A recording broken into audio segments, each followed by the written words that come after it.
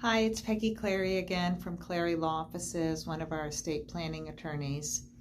And tonight's video topic, I thought I could cover some really detailed questions I often get about the probate process.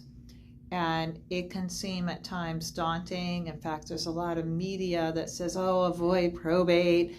And it's one of the most commonly asked questions I receive in the office. Truly is, how can I avoid the probate? So let's begin by talking about some of the myths of probate and also some of the good things about it. So a big myth is I have a home and I don't want my homestead property to go through the probate process, so I want to create this elaborate trust and avoid probate. And sometimes even that question comes in after a client's been to a seminar where they're told to buy an elaborate trust and you get a pretty leather binder and you avoid probate. So the big myth number one is your Florida homestead property does not require, when at your death, to have any type of formal administration. And in fact, the Florida Constitution is very clear that in most cases, if you pass your homestead property to a qualified heir, which would be children, spouse, nephew, niece, that your property does not require the formal administration. And it can be done with, you can transfer title, your heirs post-death down at the courthouse with a self-help packet, and you don't have to worry about creating one of these elaborate trusts. The second really good thing about probate is there's different types. So there's really about 3 different types, but the 2 main ones I want to talk about in this video is the formal administration. So that's when you die, your assets are valued above $75,000, and that would be excluding your homestead property if it passes to one of these qualified heirs. And also the summary administration, where your assets are below $75,000, and you don't have to have the broader process of the formal.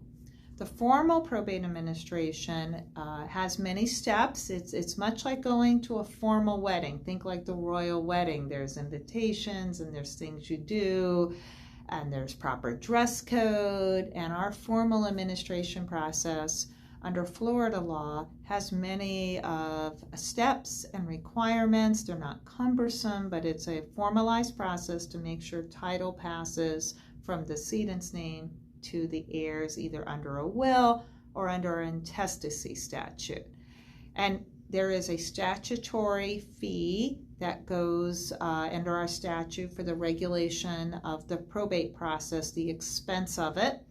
And that's very helpful because you, as the person having the probate, can pick if you want to do a flat percentage rate or if you like your attorney to charge you hourly.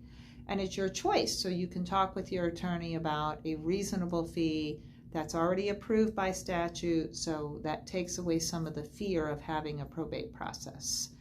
The other benefit of a formal probate process is there's a period of time, 90 days, where creditors are fully determined of the decedent or the person who died.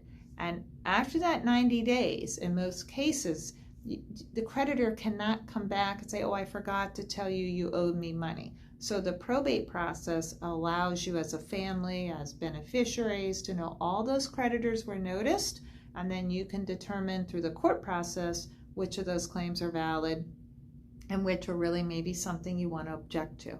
So many times the probate process, why everyone's fearful of it, can be really beneficial for families and beneficiaries under an estate. Now, the summary administration process is an expedited, condensed proceeding that the assets of the decedent are transferred under a one-time filing of a petition. You can do it yourself down at the courthouse. You don't have to hire an attorney. And for many, many families, the summary administration works very well.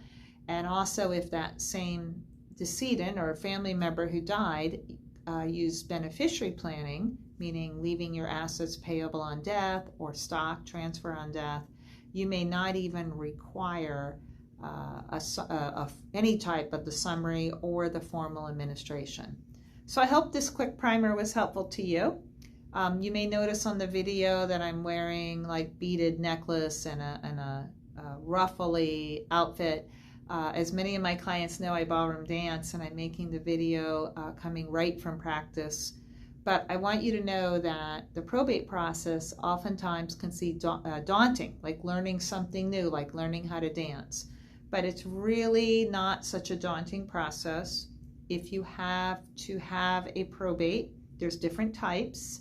And then secondly, to really study the assets and determine, can I qualify for the condensed one, the easier summary administration in terms of time and number of documents you file. Or maybe I have some unique issue where maybe I want to challenge one of Dad's creditors' claims. I don't think it was a true claim. Then you may really want to embrace the formal administration process. So I hope this video was helpful. I hope you live a life with dignity, civility, and respect. And if we can help you plan at Clary Law, we stand ready to do that. And thanks again for your time.